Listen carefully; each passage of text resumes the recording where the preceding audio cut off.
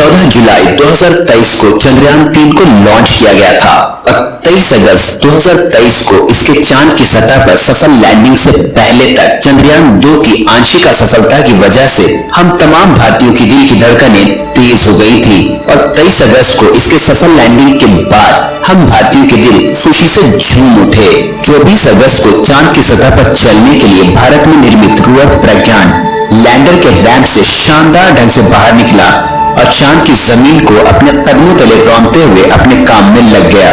27 अगस्त को लैंडर विक्रम में लगे 4 STE यानी Chandra's surface thermophysical experiment payload ने चांद की सतह और उसकी सतह से 10 सेंटीमीटर नीचे के तापमान से संबंधित अपनी पहली रिपोर्ट भेजी।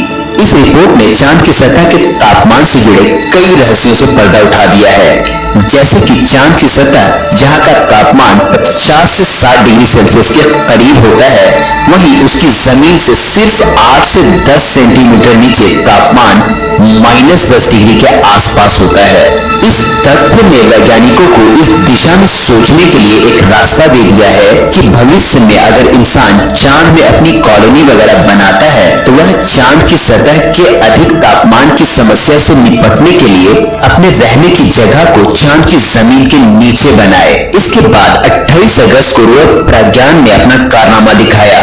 रोवर पर लगे लिप्स यानी laser induced breakdown spectroscopy instrument ने चांद के दक्षिणी ध्रुव की जमीन की मौलिक संरचना पर इन सीटू माप किया और अपनी रिपोर्ट इसरो को भेजी। अपनी इस जांच में उसने खुलासा किया कि चांद की जमीन पर सल्फर मौजूद है। इसके अलावा इस शुरुआती जांच में ये भी पता चला कि चांद की सतह पर सल्फर के अलावा aluminium, calcium, iron, chromium, titanium, manganese, silicon और ऑक्सीजन भी मौजूद है।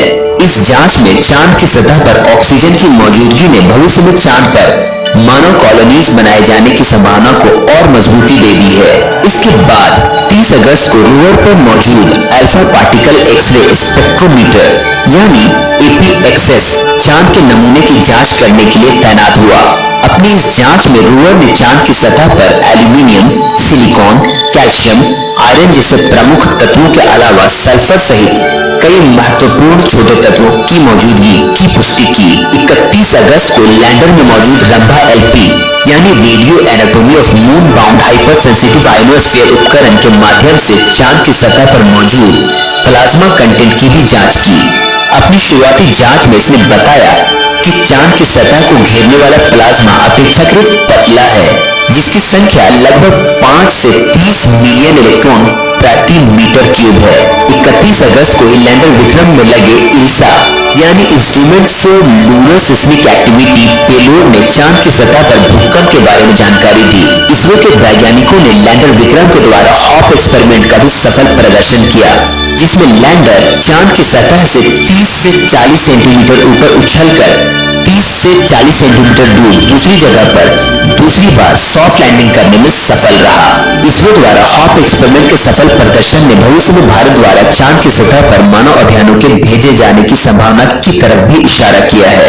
लैंडर विक्रम और रोवर प्रज्ञान की इन हरकतों ने हमारा दिल जीत लिया और इस दरमियान हम ये भूल गए कि हमारे चंद्रयान का अभियान सिर्फ 14 दिन का ही है। तभी अचानक 4 सितंबर को इसरो के द्वारा ये सूचना दी गई कि चंद्रयान 3 का अभियान पूरी तरह से सफल रहा है, बल्कि इसने अपने उम्मीद से बेहतर क्षमता का प्रदर्शन किया है और अब इसे हाइबरनेशन यानी स्लीप मोड में डाल दिया गया है। अर्थात लैंडर विक्रम और रोवर प्रज्ञान को गहरी नींद में सुला दिया गया है। लैंडर और रोवर को स्लीप मोड में डालने की अहम वजह यह है कि ये दोनों सौर ऊर्जा के माध्यम से काम करते हैं। जैसा कि हम जानते हैं कि पृथ्वी के 14 दिनों के बराबर चांद का एक दिन होता है और लैंडिंग से लेकर 5 सितंबर तक चांद पर दिन ही था, जिससे लैंडर और रोवर को सौर ऊर्जा मिल रही थी और अब चूंकि वहां रात हो चुकी है और उन्हें सौर ऊर्जा मिलने की कोई संभावना नहीं है, इसलिए वो काम नहीं कर सकते।